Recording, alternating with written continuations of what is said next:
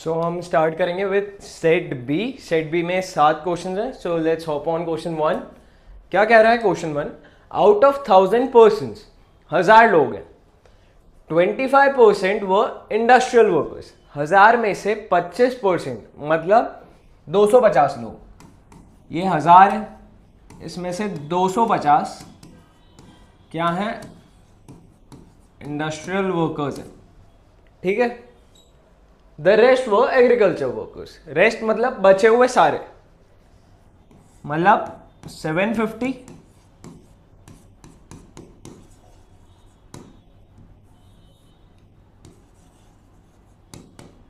Agriculture workers है। अब क्या बोल रहे हैं? 300 persons enjoyed world cup matches on TV. 1000 में से 300 लोग इस 1000 में से 300 लोगों ने वर्ल्ड कप मैच एंजॉय करे टीवी पे। 30% किसके? People who are watch not watched.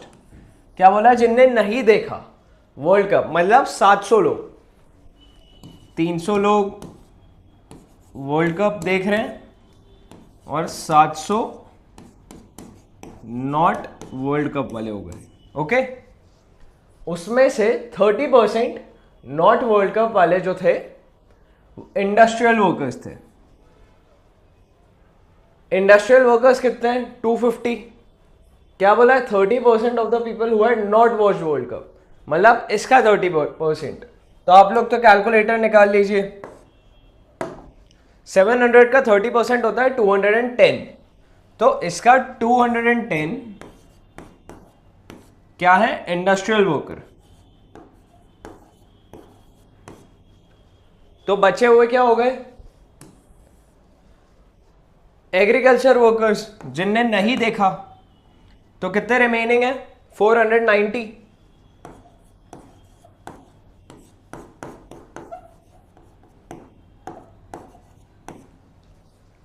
हमसे क्या पूछा है एट द एंड?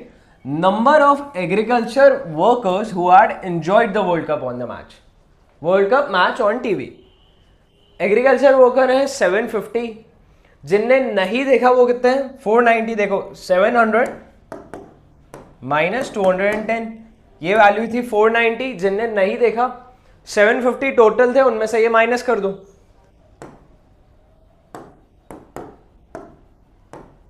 तो 260 लोग थे एग्रीकल्चर वर्कर्स जिन्होंने इन 300 में से देखा। सो आंसर क्या हो गया? A option.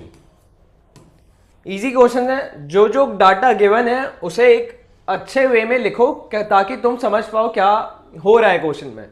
Data proper given रहता है, आपको बस एनालाइज करना आना चाहिए। A sample study of the people of an area.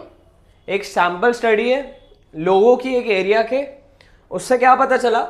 Total number of women were 40% and the percentage of coffee drinkers were 45 as a whole.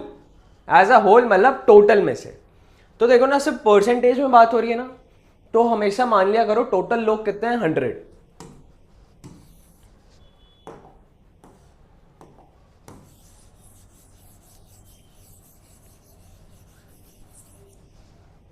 क्योंकि 100 क्यों अज्यूम कर रहे हैं? 100 का 40% कितना होगा? 40। 100 का 45% कितना होगा? 45। इजी हो जाती है कैलकुलेशन। सो अपन क्या कर रहे हैं? टोटल ले लिया 100। ओके, अज्यूम करा है हमने 40% वुमेन, मतलब 40 वुमेन। तो बचे कितने? 60। वो क्या हो गए? मेन। अब क्या बोला है? Total percentage of drinker as a whole. Coffee drinkers के कितने हैं? 45, मतलब 45 लोग थे जो कॉफी पीते हैं।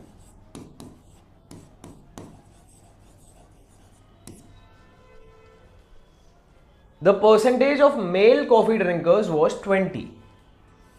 Percentage of male coffee drinkers was 20. तो देखो यहाँ पे ना इस लाइन में कंफ्यूजन क्या होगा बच्चे को?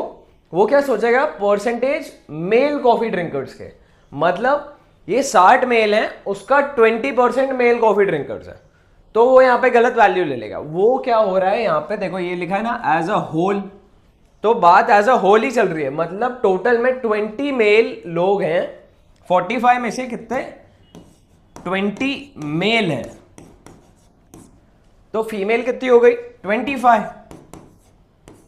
ये वुमेन हो गई। क्या पूछा है, what was the percentage of female non coffee drinkers, तो कॉफी ड्रिंकर्स कितनी हैं 25, तो नॉन कॉफी ड्रिंकर्स क्या हो जाएंगी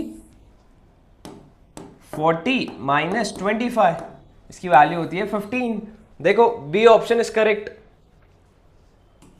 तो इस लाइन में कंफ्यूज मत होना, एज अ होल की बात हो रही है।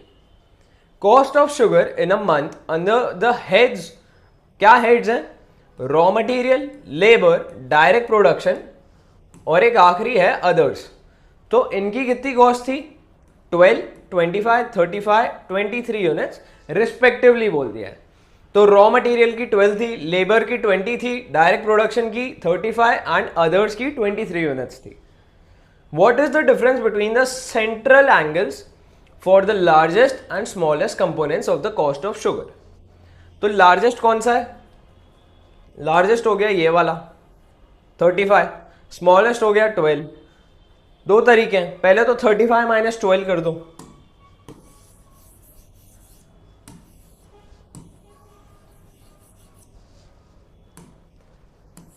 क्या 35 माइनस 12,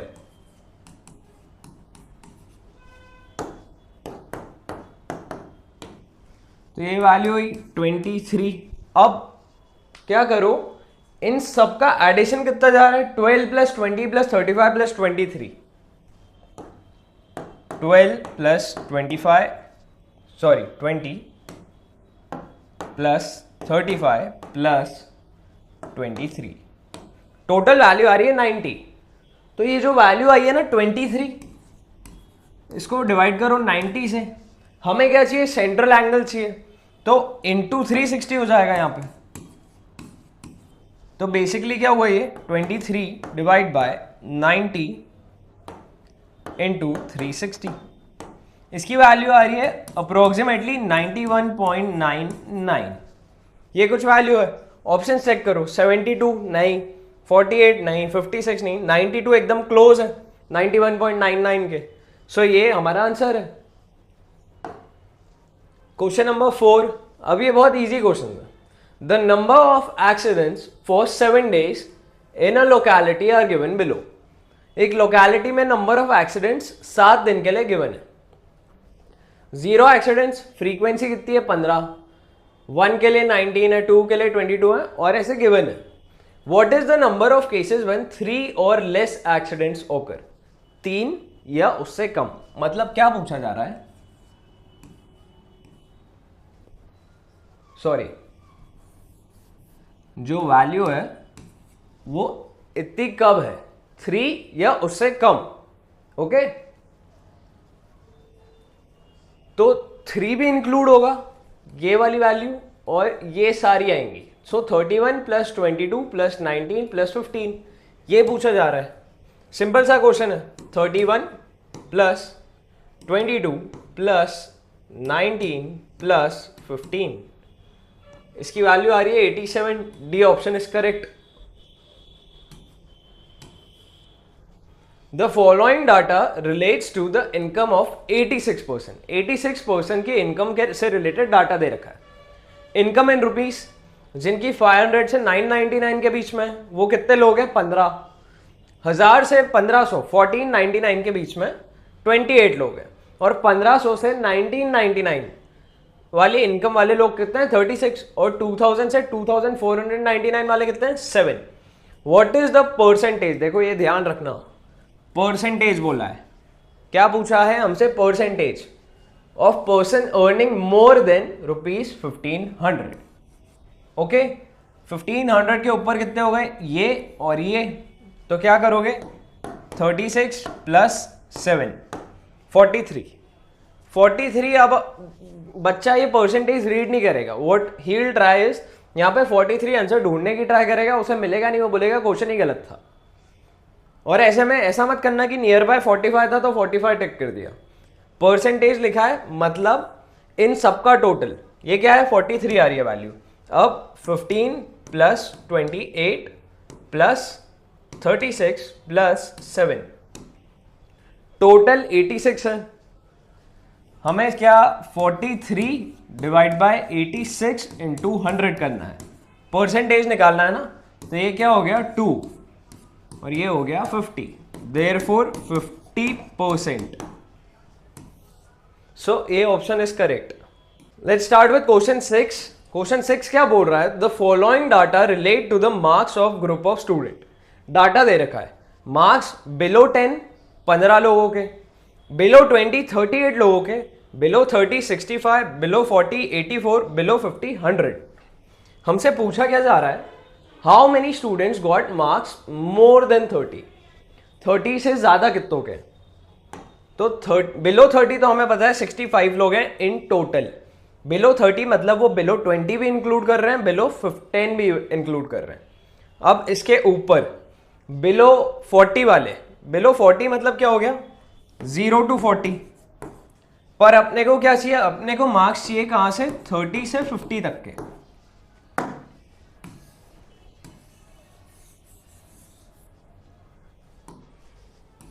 सो ये वैल्यू निकालेंगे कैसे, यहां से इन दो का अगर डिफरेंस करेंगे तो वो क्या आएगा 30 to 40, और अगर इन दो का डिफरेंस निकालेंगे तो वो वैल्यू आएगी 40 to 50। तो इन दोनों का डिफरेंस कितना आ रहा है 84 माइनस 65।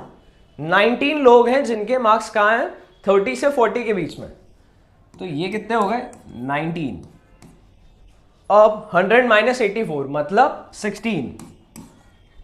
अब इन दो को अगर मैं ऐड कर दूं तो वो 30 से 50 के बीच में मार्क्स आ जाएंगे, 19 प्लस 16। तो टोटल में कितने हो गए 35 लोग हैं जिनके 30 से ज्यादा मार्क्स हैं। So C option is correct. Find the number of observations between 250 and 300 from the following. अब यहां बिलो नहीं गया है, यहां गिवन है मोर देन 200, 200 से ज्यादा वाली वैल्यू। तो उसके कितने ऑब्जर्वेशन है 56। 250 से अगर ज्यादा है तो 38 ऑब्जर्वेशन है, 300 से ज्यादा है तो 15 है, और 350 के ऊपर एक भी नहीं है। तो 300 से 350 के बीच में 15 होंगे, 250 से 350 के बीच में 38 होंगे। हमसे क्या पूछा है 250 से 300 के बीच में। तो बेसिकली हमें क्या करना है, ये जो दो हैं इनका डिफरेंस निकाल दो, 38 माइनस 15। आंसर क्या आ जाएगा बी ऑप्शन 23। सिंपल क्वेश्चन है, आपको बस समझ आना चाहिए क्या पूछा जा रहा है। Alright, we'll start with the additional question bank. ये सारे बेसिक क्वेश्चंस हैं, हमने पढ़ रखे हैं थ्योरी में, हमें बस डायरेक्ट इंप्लीमेंट करना है, इन पे टाइम वेस्ट नहीं करना रहता है। इस टाइप के क्वेश्चन एग्जाम में आ रहे हैं तो आपको एक बार में देख के आ जाने चाहिए। Graph is a line diagram. Question number 2, details are shown by. Details ज्यादा किस में दिखती हैं, चार्ट्स में, टैबुलर प्रेजेंटेशन में, बोथ में या नन में। तो ज्यादा डिटेल दिखेंगी कब, टैबुलर प्रेजेंटेशन में, क्योंकि टैबुलर प्रेजेंटेशन में आपको प्रॉपर डाटा गिवन रहता है तो आप उसे इजीली स्टडी कर पाते हो। बट अगर हिडन ट्रेंड किसी की बात हो रही है तो उसके लिए डायग्रामेटिक प्रेजेंटेशन बेटर होता है। Question number 3, relation between two variables are shown in. तो इनमें तो एक से ज्यादा आते हैं, मतलब दो से भी ज्यादा ही आते हैं, पिक्टोग्राम में ज्यादा आते हैं, हिस्टोग्राम में भी बहुत सारे आते हैं। तो क्या होता है लाइन डायग्राम, एक्स और वाई के बीच में बात होती है वहां। In general the number of types of tabulations are. Types of tabulation कितने होते हैं, तो वो होते हैं दो, one way tabulation and multi way tabulation. Okay,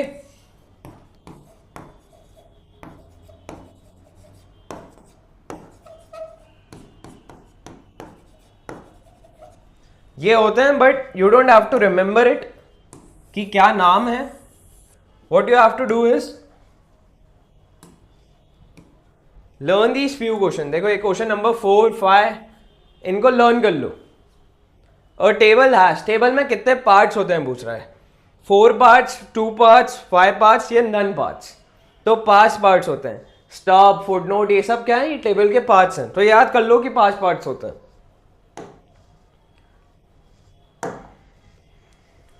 question number 6, the number of errors in statistics, तो दो एरर्स होती हैं, सैम्पलिंग एंड नॉन सैम्पलिंग, तो B option is correct.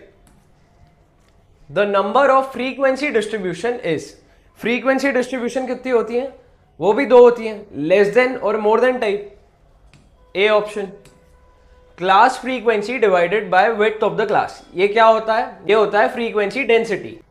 Question number 9, telemarks determine, telemarks क्या डिटरमाइन करती हैं, तो class frequency देती है telemarks. Question 10, cumulative frequency distribution is, तो ये क्या होता है, क्यूमुलेटिव फ्रीक्वेंसी डिस्ट्रीब्यूशन के लिए हम टेबल बनाते हैं, so it is a statistical table, frequency पे मत टिक कर देना। Question 11, to find the number of observation less than any given value, किसी भी गिवन वैल्यू से कम ऑब्जर्वेशन के लिए क्या होता है, सिंगल फ्रीक्वेंसी नहीं, ग्रुप फ्रीक्वेंसी नहीं, cumulative frequency is the correct answer. And area diagram is histogram. When all classes have a common width, देखो पाई चार्ट इस तरीके से बनता है, किसी का इतना एरिया है, किसी का इतना है, कोई ये इतना बड़ा है, तो ये इक्वल नहीं है, ये अनइक्वल है। ये हो सकता है ये हो 15%, ये हो रहा है 35% और रिमेनिंग पार्ट ये है, तो this is not equal. Equal कहाँ आएगा, फ्रीक्वेंसी पॉलीगॉन में।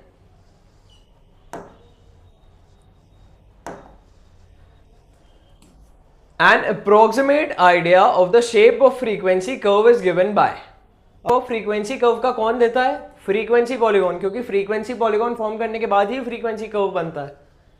ओगिव इज, तो बार डायग्राम नहीं होता है, it is a line diagram, इस तरीके से फॉर्म होता है ना, कुछ इस टाइप के बनते हैं, तो ये लाइंस है।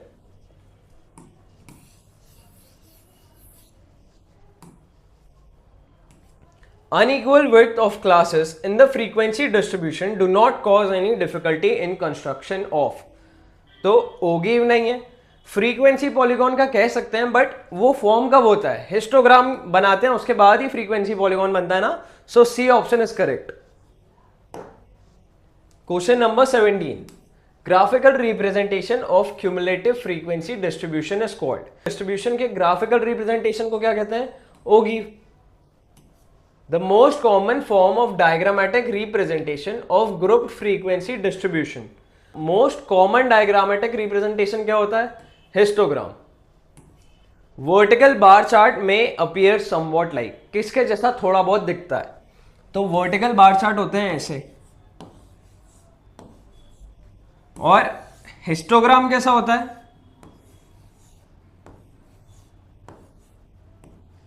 तो ये थोड़े बहुत सिमिलर दिख रहे हैं। So what is the correct answer? A option. The number of types of cumulative frequency, less than type or more than type. So B option. Question 21 कह रहा है a representative value of the class interval, class interval के लिए representative value किस चीज के लिए, calculation of mean, standard deviation and mean deviation, इन तीनों चीजों की कैलकुलेशन के लिए हमें क्या चाहिए रहता है, मिड वैल्यू। तो class interval wrong, class limit ये भी रॉन्ग है, क्लास मार्क क्या होती है, मिड वैल्यू होती है, so C option is correct. Question 22 क्या कह रहा है, the number of observations falling within a class, एक क्लास में कितने ऑब्जर्वेशंस फॉल कर रहे हैं उसे क्या कहते हैं, frequency. 23, classes with zero frequencies are called, क्या कहते हैं इन्हें, empty classes, so B option is correct. Moving on to question number 24, For determining the class frequencies, it is necessary that the classes are, तो देखो ये बहुत important है कि जब हम क्लास फ्रीक्वेंसी डिटरमाइन कर रहे हैं तो क्लासेस कैसी होनी चाहिए, हमेशा म्यूचुअली एक्सक्लूसिव होनी चाहिए, ये इंपॉर्टेंट चीज है, okay, remember this. Question 25, most extreme values which would ever be included in a class interval are called, okay, class boundaries को जो हम इंक्लूड करते हैं वो सबसे एक्सट्रीम वैल्यूज होती हैं। Question number 26, the value exactly at the middle of a class interval is called, तो क्लास मार्क भी मिड वैल्यू होती है, mid value is automatically the mid value, so C option, एक ही चीज के दो नाम है। Difference between the lower and the upper class boundaries is, तो विड्थ, साइज, ये सब सेम चीज है. Alright, C option is correct. In the construction of frequency distribution it is generally preferable to have classes of. Preferable बोला है, ऐसा नहीं बोला है कि कौन सी क्लास चाहिए ही रहती है. प्रेफरेबल क्या करेंगे हम, इक्वल विड्थ की, हमारा काम कम होगा ना. Question number 29, frequency density is used in the construction of. Frequency density किस चीज के कंस्ट्रक्शन में यूज होती है. सो फ्रीक्वेंसी डेंसिटी क्या होता है,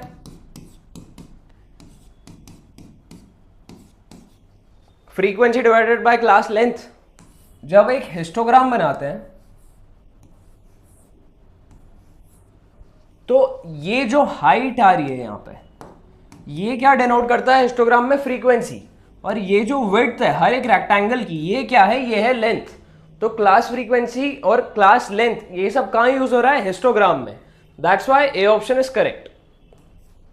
cumulative frequency only refers to, तो देखो दो टाइप की होती है, लेस देन, मोर देन, दोनों ही होते हैं. So C option is correct.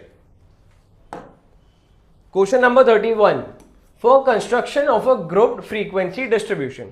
Grouped frequency distribution, देखो इस चीज का मतलब क्या हुआ, कंटिन्यूस की बात हो रही है, not discrete variable. Okay, continuous मतलब एक्सक्लूसिव सीरीज है, इंक्लूसिव नहीं है.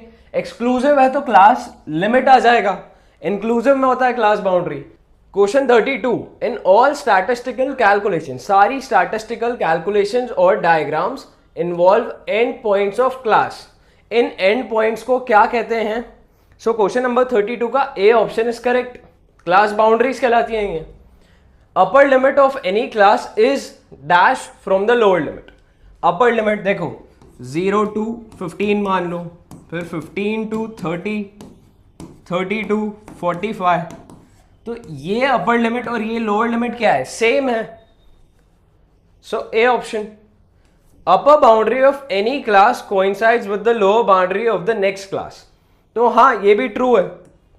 ये क्वेश्चन नंबर 35 क्या कह रहा है. Question 35, excepting the first and the last. First और लास्ट के अलावा all other class boundaries lie midway between the upper limit of class and the lower limit of the next higher class. देखो 0 15, 15 to 30, 30 to 45, 45 to 60. Question का मतलब समझो, पहली और ये लास्ट को छोड़ के बाकी सारी जो क्लास बाउंड्रीज है, क्लास बाउंड्रीज क्या हो गई, जैसे 15 हो गई, 30 हो गई, यहां पे 15 हो गई, ये सब lie midway between the upper limit of class and lower limit of the next higher class. तो अब यहां पर ये पहली को छोड़ो, यहां जो 15 है क्लास बाउंड्री, वो इसकी अपर लिमिट और इसकी लोअर लिमिट के बीच में आ रही है. 0 और 30 divided by 2, 0 plus 30 divide by 2 कितना होता है, 15. सिमिलरली यहां पे 15 हो गया या 45 हो गया, तो 30 मिड आ रहा है ना, 15 प्लस 45 60 होता है, 60 डिवाइडेड बाय 2 कितना हो गया, 30. तो इसका कहने का मतलब ये था. सो करेक्ट हो रहा है ये A option. The lower extreme point of a class is called. Lower class limit भी कह सकते हैं, लोअर क्लास बाउंड्री भी कह सकते हैं. That's why C option. Question 37, for the construction of group frequency distribution from ungrouped data. क्या कहने का मतलब है, ग्रुप फ्रीक्वेंसी डिस्ट्रीब्यूशन का कंस्ट्रक्शन अनग्रुप डाटा से अपन क्या यूज करते हैं, इसके लिए use class limits. Okay, question number 38, क्योंकि देखो फिर से ग्रुप फ्रीक्वेंसी बोला है. अभी हमने एक क्वेश्चन पढ़ा था, ग्रुप फ्रीक्वेंसी की बात हो रही है, मतलब क्या, एक्सक्लूसिव सीरीज, मतलब कंटिन्यूस वेरिएबल्स है. तो एक्सक्लूसिव है तो क्लास लिमिट आएगा, इंक्लूसिव है तो क्लास बाउंड्री आएगा. That's why A option is correct. जब भी ग्रुप फ्रीक्वेंसी की बात है आपके मन में आ जाना चाहिए क्या, exclusive series. When one end of a class is not specified the class is called. जब बोलेंगे ओपन एंड क्लास, नाम से ही समझ आ रहा है ऐसे पढ़ के, एक एंड स्पेसिफाई नहीं है. एक एंड क्या मतलब, समझ लो खुली होगी, open end class. Question 39, class boundary should be considered to be real limits for the class interval. So इसका आंसर है true.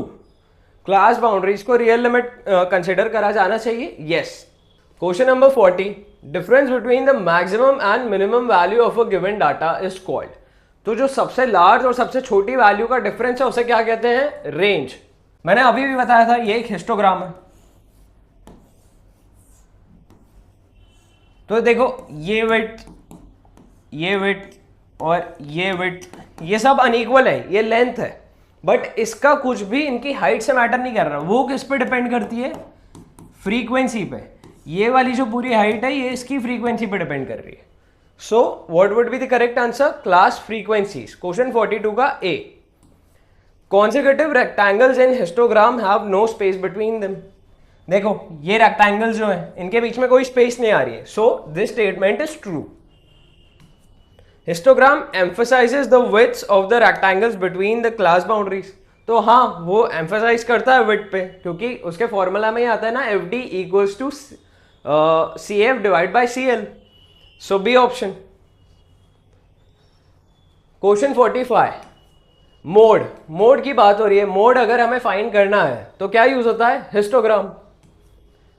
When the width of all classes is same, width सब क्लासेस की सेम है, frequency polygon has not the same area as the histogram। तो ये statement false है। देखो ये एक हिस्टोग्राम है ना, इसका जो एरिया होगा टोटल और जो फ्रीक्वेंसी पॉलीगॉन का होगा वो इनके मिड पॉइंट्स को कनेक्ट करके बनता है, राइट? तो इनका एरिया और फ्रीक्वेंसी पॉलीगॉन का जो एरिया आएगा वो हमेशा हिस्टोग्राम के एरिया के बराबर होगा। So this statement is false. Sorry, B option false. Question 47, for obtaining frequency polygon we join successive points. Successive points करते हैं क्या? नहीं, हम तो मिड पॉइंट करते हैं। देखो ये मिड पॉइंट है, ये मिड पॉइंट है, ये भी मिड पॉइंट है। Whose abscissa represent the corresponding class frequency. ये लोग क्या कह रहे हैं कि ये जो पॉइंट है, ये वाला, ये वाला, ये वाला, ये वाले पॉइंट्स ज्वाइन करने चाहिए फ्रीक्वेंसी पॉलीगॉन के लिए, बट नहीं, हम मिड पॉइंट यूज करते हैं। So this question is also false. Question 48, in representing simple frequency distribution of discrete variable. देखो डिस्क्रीट वेरिएबल की बात हो रही है। ओगिव के लिए क्या होता है? Continuous variable. तो ये गलत हो गया। हिस्टोग्राम के लिए भी हमें कंटिन्यूअस वेरिएबल चाहिए रहता है, लेकिन फ्रीक्वेंसी पॉलीगॉन में जो जो ये पॉइंट्स आते हैं, जैसे ये तो ये पॉइंट, ये पॉइंट, ये पॉइंट, ये पॉइंट, इन सबकी डिस्क्रीट वैल्यूज होती है। ये पॉइंट हो सकता है 15 हो, ये 20 हो, ये 25 हो, इस तरीके से चलता है। So C option is correct. Okay, diagrammatic representation of cumulative frequency distribution is. तो इन सब में से क्या यूज किया जाता है क्यूमुलेटिव फ्रीक्वेंसी डिस्ट्रीब्यूशन के डायग्रामेटिक रिप्रेजेंटेशन के लिए? Ogive. Question 50, for overlapping classes 0 to 10, 10 to 20, 20 to 30 etc, the class mark of the class 0 to 10 is. 0 to 10 का क्लास मार्क पूछ रहे हैं। क्लास मार्क मतलब mid value.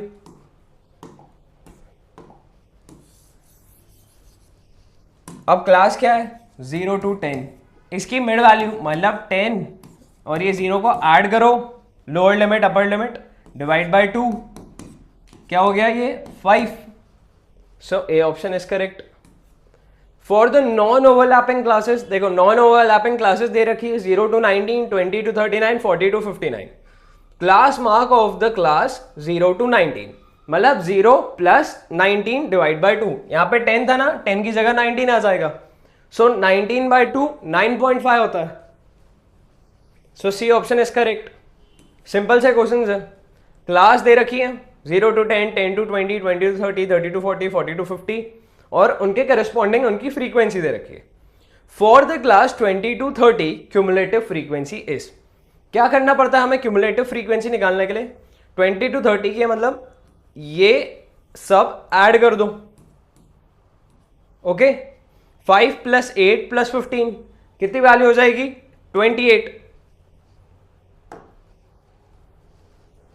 And ogive can be prepared in dash different ways. तो दो different ways होते हैं, less than type, more than type. The curve obtained by joining the points whose x coordinates are the upper limits of the class interval and y coordinates are the corresponding cumulative frequency। तो अगर upper limit है या फिर हो सकता है lower limit भी use कर ले, क्या फॉर्म होता है इससे? Ogive. So A option is correct. दो टाइप के फॉर्म करने के यूज होता है एक्स कोऑर्डिनेट में, अपर लिमिट और लोअर लिमिट यूज करके हम मोर देन और लेस देन टाइप बना सकते हैं। The breadth of the rectangle is equal to the length of the class interval in. तो फिर से हिस्टोग्राम,